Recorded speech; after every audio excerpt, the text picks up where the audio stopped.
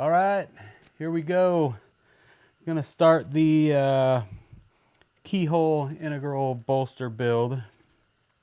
And we're gonna do it with this big old chunk of Damascus.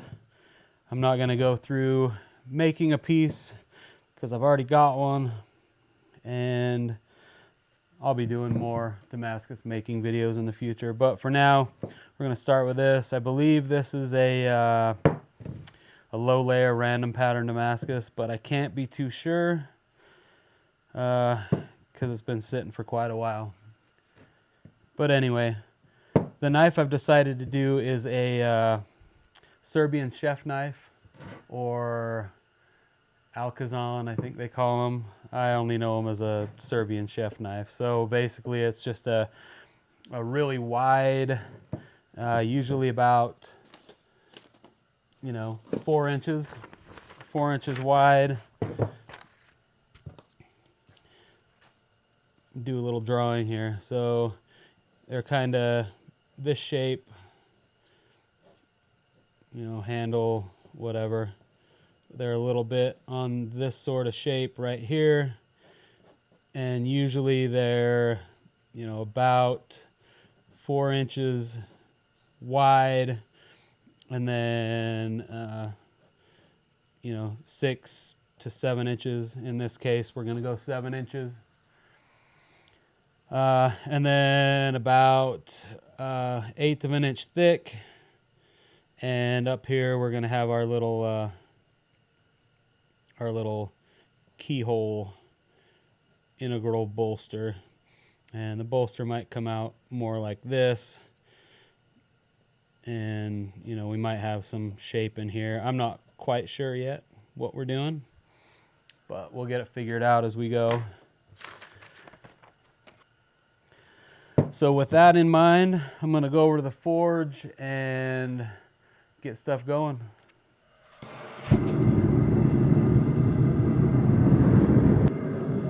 I think we're warm enough in here.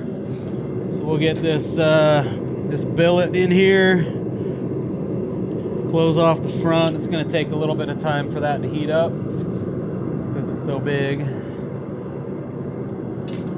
And then I'm hoping that the press is working because it's pretty cold outside, and hydraulics don't really like the cold that much. So we'll see what happens.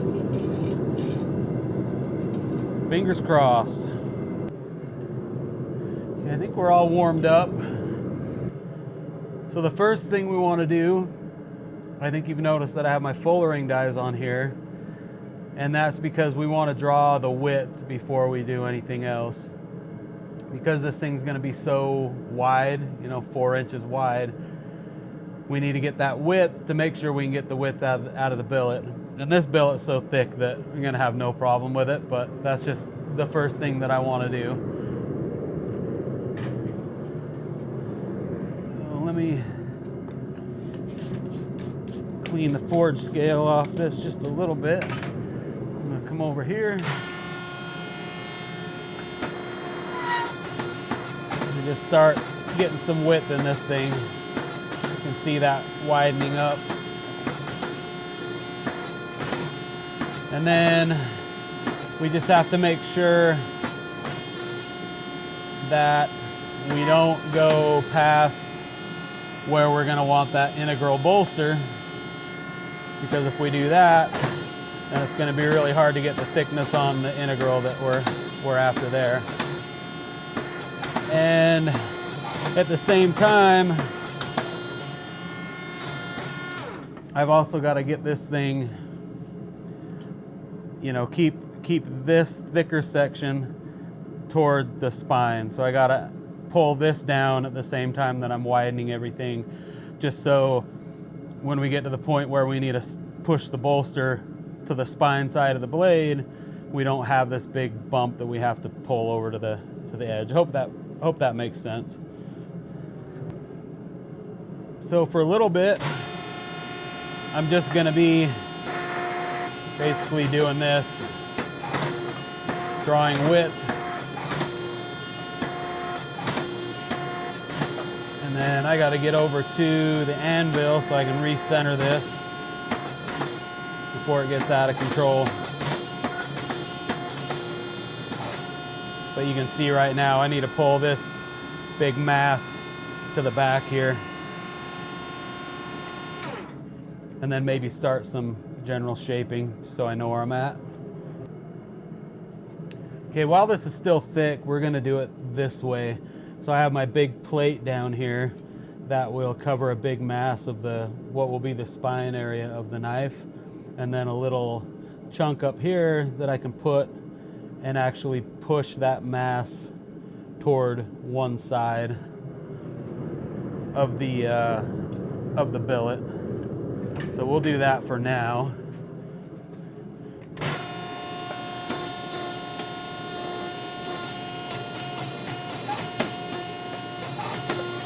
You can see what that does. If this was just two pieces like this size, it would just squeeze that whole thing and then not push this mass over.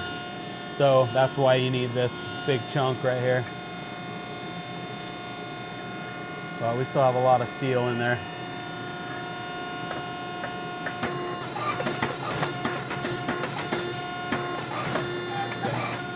Let's heat it back up.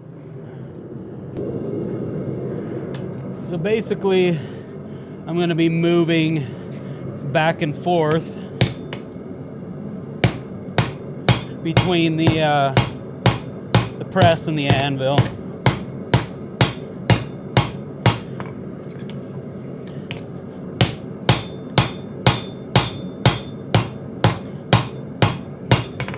Just want to make sure I'm getting the shape I'm after, as well as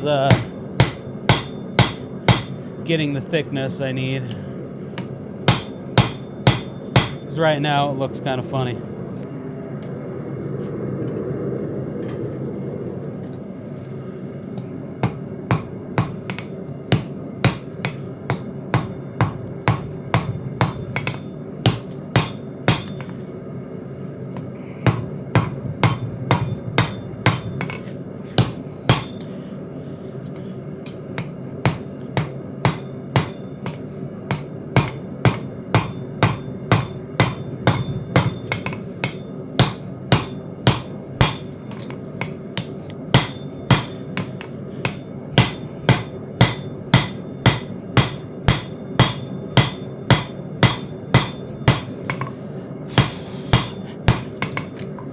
So right now, this looks kind of weird, but because I have a curve on the spine, like a really steep curve, I'm trying to pull all this material down, so this will be part of the edge, if that makes sense. And then at the same time, you know, I'm still really thick.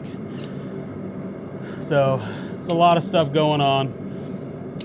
Got to keep the width of the blade, get the thickness of the blade down, get this down to be part of the edge, and then at some point I've got to smash this so that it's the thickness that I want. So definitely lots of stuff going on.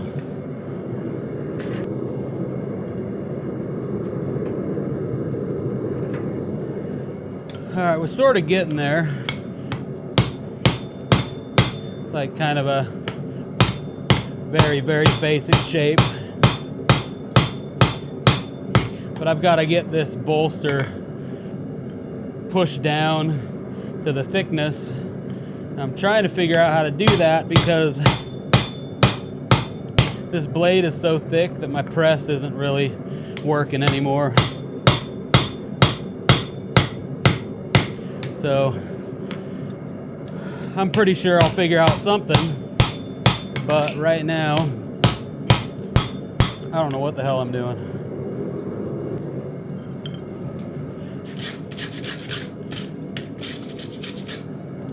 All right, slowly but surely we're getting there. I'm definitely making a mess out of this thing.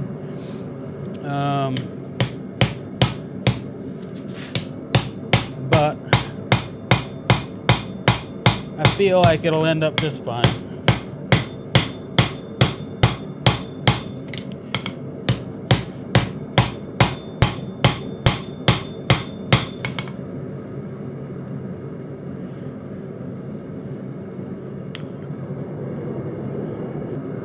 Well, I tell you what, I made this a lot harder on myself by doing this knife. I've actually never done a knife this wide, and I just have a big old mess right up in here in the bolster that I can't really fix by forging, so it's gonna be ground to shape there. But I definitely left myself with enough bolster and left enough up front here to deal with any issues I'm gonna have. I'm not quite sure if I hit 7 inches. No, we're like 6.5 right now. I can probably still stretch this out a little bit to get the 7 I want. But yeah, this thing's a mess. But the next step, we'll get it all cleaned up. All right, there it is, that rotten piece of crap. But the good thing about it is I learned some lessons. So I kind of didn't take my own advice where I say don't let things get too far out of hand or too far gone because you won't be able to fix them too well, too easily. That's kind of what I did here. So what I did was I started widening this billet, and as I was widening it, I pushed the bolster toward the spine, but I wasn't narrowing it. What I should have done first was actually figured out how much material I needed and then smashed this first and then widened the material that I needed to use.